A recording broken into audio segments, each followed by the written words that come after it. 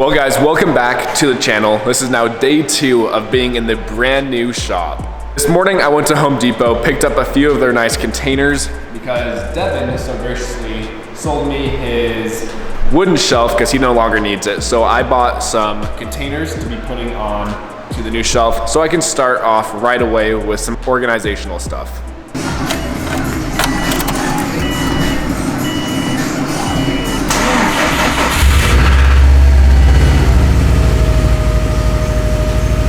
We are back at the old shop. Today, it is time to get both of the Hawkeyes over to the new shop. This one had a dead battery with the jump pack starts right up, so that shouldn't give us an issue. This one does have slight rod knock, so I would not really advise anyone else to drive their vehicles in rod knock, but I do not want to rent a trailer for 30 minutes, so I'm going to be driving it to the new shop. Hopefully nothing goes wrong. My main concern is the heads getting damaged. I don't care about the bottom end at all because that's all getting replaced. I just hope it does not mess up the heads. We'll see what happens. The other Hawkeye needs the tires inflated. I'm sure they have holes in them or whatnot, but it's not a long drive, so hopefully we can inflate them. They hold enough air to make it to the new shop. As you guys can see, these tires are completely flat. I'm pretty sure there is no air in either of them. Completely flat, and you guys can see these wheels are just destroyed, missing part of the lip. So hopefully it's not puncturing the tire and we can make it to the shop, but I guess there's only one way to find out. You guys can see this side is also completely flat. The front ones are perfect. They're always held air. These were flat when I bought the car, so I'm hoping this car just sat for a long time and just lost air. If not, then we got a problem, a hole in the tire. But I do not care. Obviously, these cars are not keeping the wheels or tires that they came with. Those will be getting swapped out very soon.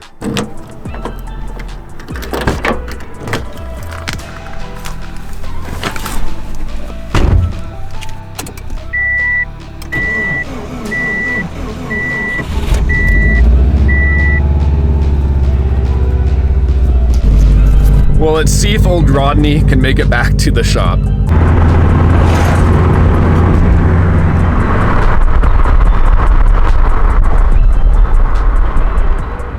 This just feels so wrong driving this car with rod knock. It goes against every gut feeling I have, but so far, we're making it. Well, we made it to the new shop. I'm not quite sure how Rodney was able to get here before the other STI. He is on his way, and we'll get these cars into the brand new shop.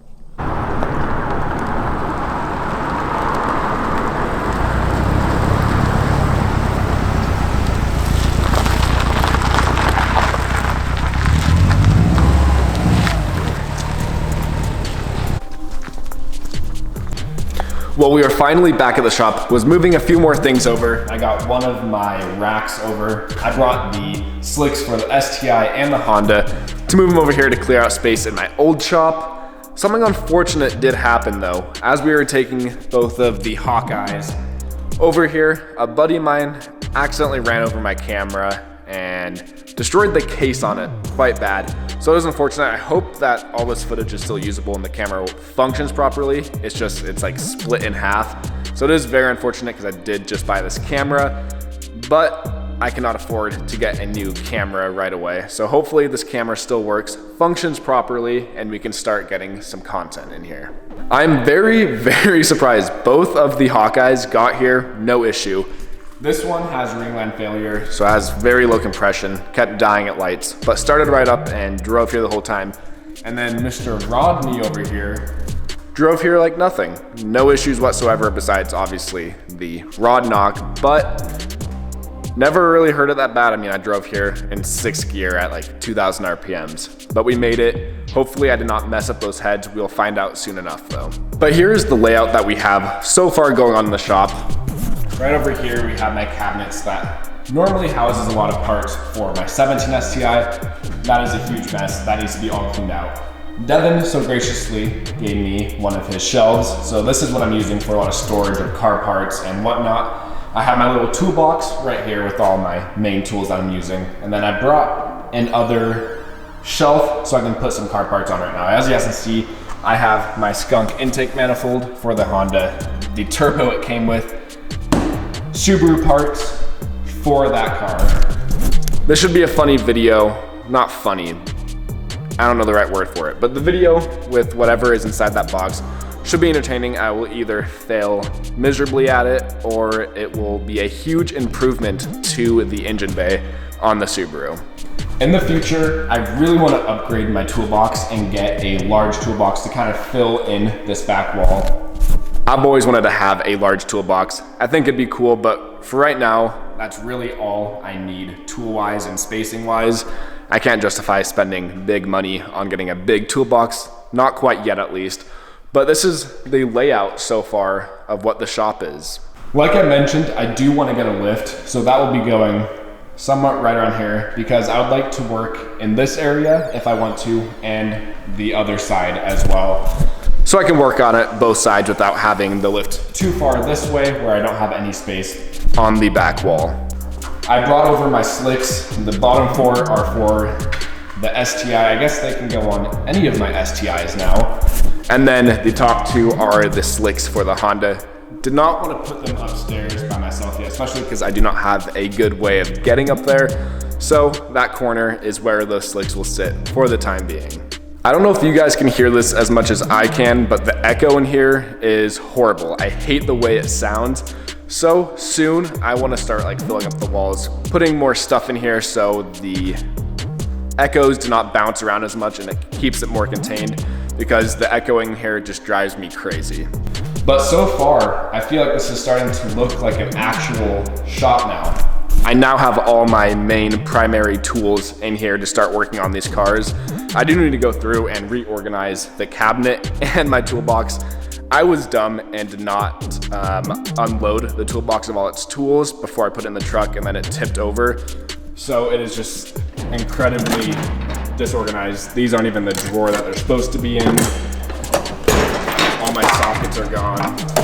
It's just a mess. So I need to go through and reorganize everything, get the cabinet cleaned out, organized, so I can start fresh, keep it very organized, and hopefully can keep it that way. But I do not think I have shown you guys the new turbo that is going to be going on the STI.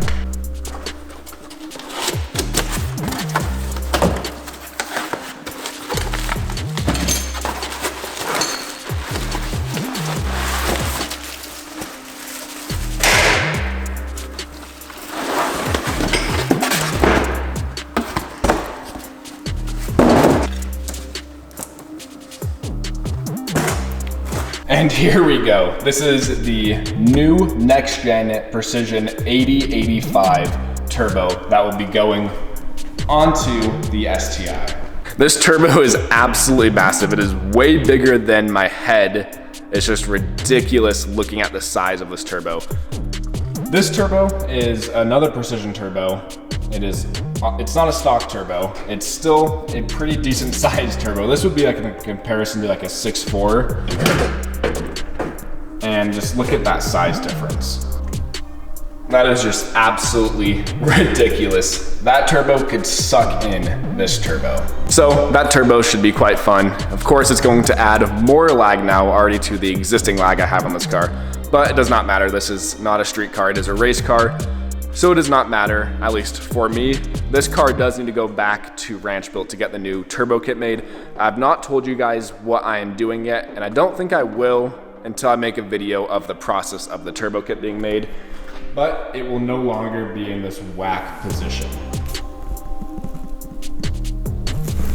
We got all my primary tools here. There's still a few things I do need to get, one of which is being a nice workbench, whether I buy one or build my own.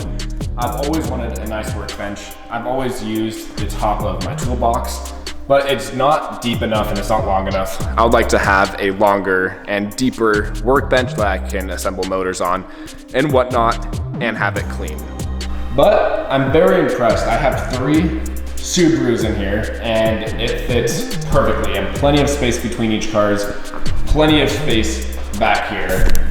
Already just way more space than what I had in my previous shop. And then up front, you still have so much space to play around with up here as well.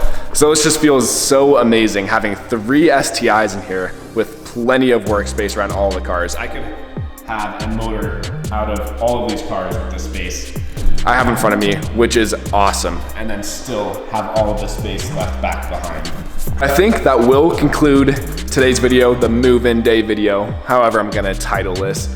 But the next video, we are starting to get to work on the STIs.